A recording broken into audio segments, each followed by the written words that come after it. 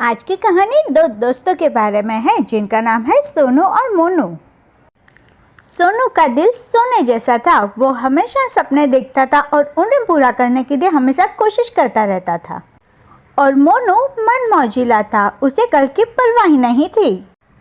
पर वो दोनों बेस्ट फ्रेंड थे, हमेशा एक साथ रहते थे, पढ़ाई करते थे और मस्ती भी करते थे।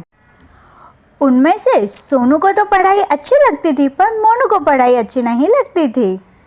सोनू हमेशा अपने क्लास में फर्स्ट आता था और मोनू बड़े मुश्किल से पास होता था, वो भी सोनू की मदद से। मोनू की बदमाशियों की वजह से कई बार पनिशमेंट सोनू को भी मिलती थी। दोनों क्लास के बाहर घंटों खड़े रहते थे। सोनू के माता पिता सोनू को लेकर शहर चले गए उसके उज्जवल भविष्य के लिए। सोनू के माता पिता सोनू को लेकर शहर चले गए उसके उज्जवल भविष्य के लिए। और मोनू वही गांव में रहकर मस्ती करता रहा और पढ़ाई पर ध्यान देना छोड़ दिया। सोनू हर बार क्लास में फर्स्ट आता था, इसलिए उसे कई बार स्कॉलरशिप भी मिलती थी उसके फर्दर स्टडीज़ के लिए। सोनू पढ़ाई में बहुत अच्छा था, इसलिए उसे स्कॉलरशिप भी मिली और वो डॉक्टर भी बन गया।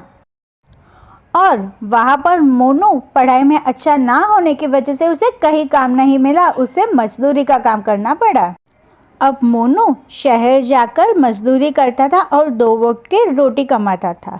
और सोनू अपने एसी वाले कैबिन में बैठकर मरीजों का इलाज करता था। एक बार काम के वक्त मोनू को गहरी चोट लग गई, इसलिए उसके मालिक उसे डॉक्टर के पास ले गए। डॉक्टर सोनू मोनू को देखकर पहचान गया कि ये तो उसका बचपन का ही दोस्त है। वो दोनों एक दूसरे को देखकर बहुत खुश हो गए। सोनू ने मोनू से उसकी मजदूरी करने का कारण पूछा कि किस वजह से तुम्हें ये मजदूरी करनी पड़ रही है। मोनू ने बताया, तुम्हारे गांव चले जाने के बाद मैंने पढ़ाई करना छोड़ दिया था और पूरे दिन आवारागर्दी करता रहता था। अच्छी सी पढ़ाई नहीं करने की वजह से मुझे कहीं काम नहीं मिला, इसलिए मैं मजदूरी कर रहा हूँ।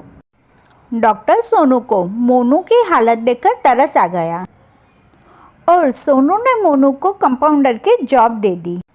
बाद में मोनू को बहुत पछतावा हुआ कि काश उसने भी पढ़ाई की होती तो उसको भी अच्छी नौकरी लगी होती।